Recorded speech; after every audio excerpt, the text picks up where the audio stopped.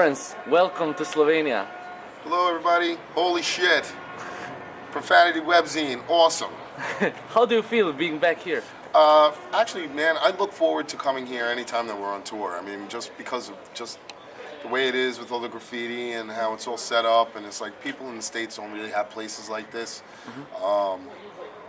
So for us, it's like, you know, especially because of the gigs, the people here are great. We always have a good time. Everybody hangs out and is smoking and drinking and doing their thing at the end of the night, which we really like. Having the fans there after we end up playing the gigs, and it's usually like that here, which really gives us like a good vibe and makes the band really excited to be here, man.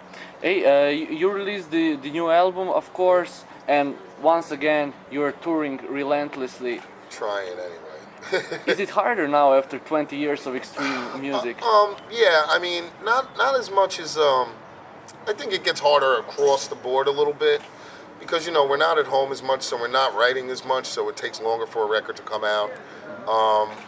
Being on the road does take its toll, especially on people in their family life, like Frank. You know, tonight we have John Gallagher filling in from Dying Fetus is filling in for Frank, which is not really what we always want to do, is have a fill-in, but unfortunately Frank, you know, has real life issues. You know, he's got a home life, a family, a kid, he's got a full-time job he's had for 23 years, like, and they're just not giving him the time off to do it. So in the same sense, for us coming out and supporting a new record after 3 years, not being able to have our singer come out with us all the time to do all these shows is kind of a drag, and that makes it kind of difficult. But other than that, because the fans support us, they pretty much know what's going on with Suffocation as a whole, and how we're trying to maintain our integrity and let everybody know what's going on with us internally.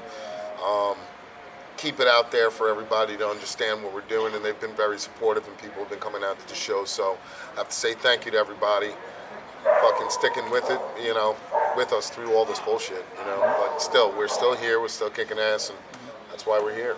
How do you choose the replacement singers for Frank? It really was a very hard choice because there wasn't very many people to pick from that would try to fill Frank's shoes.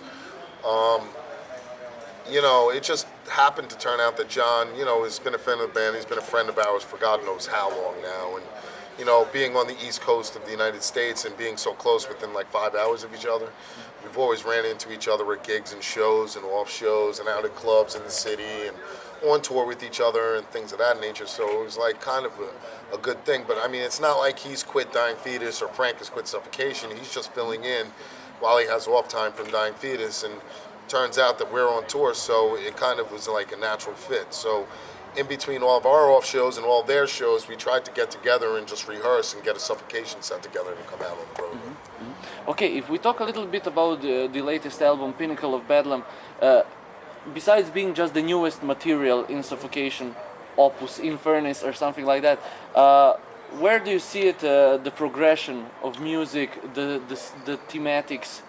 Well, for us, I mean, we don't try to follow a really specific blueprint. We do try to follow the blueprint of what Suffocation has been doing through the years and try to keep that the same way. So, I mean, it is a natural progression. Some things are a little catchier. The production value is much better on this record than probably most that we've put out already.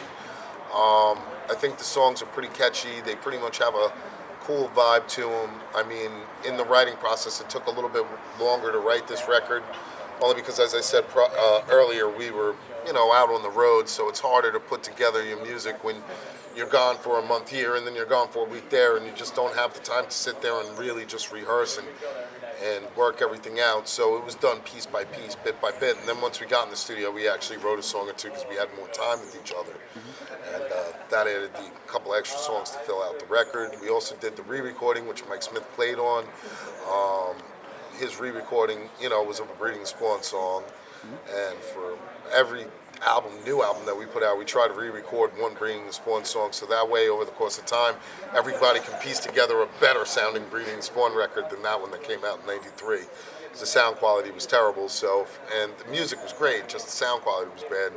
So for all of us, we're like, man, we got to pick another Breeding Spawn song and let everybody get a copy of it. And maybe one day make a re-Breeding Spawn album, you know? And the lyrics were mostly written by the bassist Derek. Yeah, Derek and myself. Frank did write some lyrics. Guy wrote a little bit of lyrics. The majority was written by Derek, and he had a lot of writings that he had just had over the course of time. And like because Frank didn't have much time to be writing, and I was writing so much material just as far as guitar work and things of that nature. It was like just like every other day or every day for like months, me and Derek would just get together and we would just hash out the lyric patterns and things from what he had and ideas that we had together. So it was a big collaboration, but the majority of the lyrics were written by Derek. It's pretty cool. There have been some talkings about the DVD that you would be releasing. Yeah, man. The Legacy of Violence DVD will eventually come out, you guys. Thank you for bearing with us with it.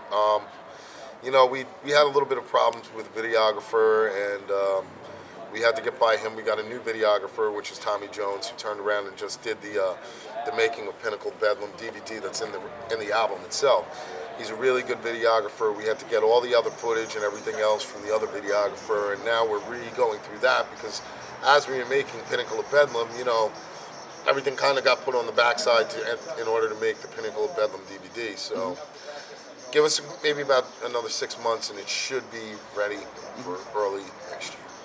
And probably for the first time in metal history, I guess, an extreme metal band, Suffocation, was selected for a Rock and Roll Hall of Fame on Long Island. Yeah, on Long Island, and you know, it's kind of funny because you know I've been playing on Long Island for so long and playing outside of Long Island for so long, over half my life now. It was kind of really flattering that Long Island gave us that award. You know, everybody from the band, with the exception of Josh, was there because Josh is in Australia, the original bass player. And he had an award. We just sent it to him the other day, so he got it. So he's excited. And, you know, everybody turned around and seemed to really be into it. And for us, it was a big honor to be like kind of recognized on Long Island with other pretty famous bands and other people such as Billy Joel and Salt and Pepper, and you know, the list goes on and on and on. So it's really, really flattering and very cool. Thank you, New York, and thank you, Long Island. What are the ex-Suffocation members doing in their Well, lives now? most of them have full-time jobs, and I mean, do have some side projects. Doug Cerrito has his own business. Chris Richards has his own airplane piloting business, where you know he teaches classes for airlines. Josh is down in Australia. He's a sound engineer down there. He plays in another band called Mammoth. He's really into it. It's very southern hard rock type style music. It's pretty good. I mean, you know, the members are just doing their own thing. Especially Mike Smith, he's got his own job. He's doing his own thing. He's got his family and kid.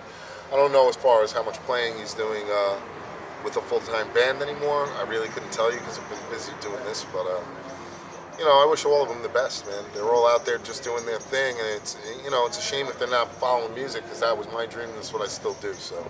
But I'm sure that they still got a little bit of bite left in them, so who knows? Maybe we'll see them do something in the future someday.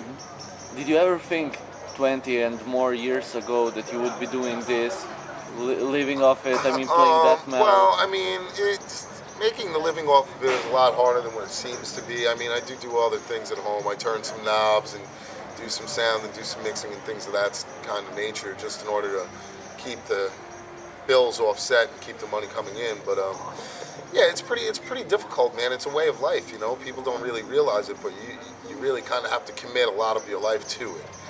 And I think for me and Derek and Guy and a couple of the other members in the band, we really feel that it's something that we live by. So we should be here for a while, you know.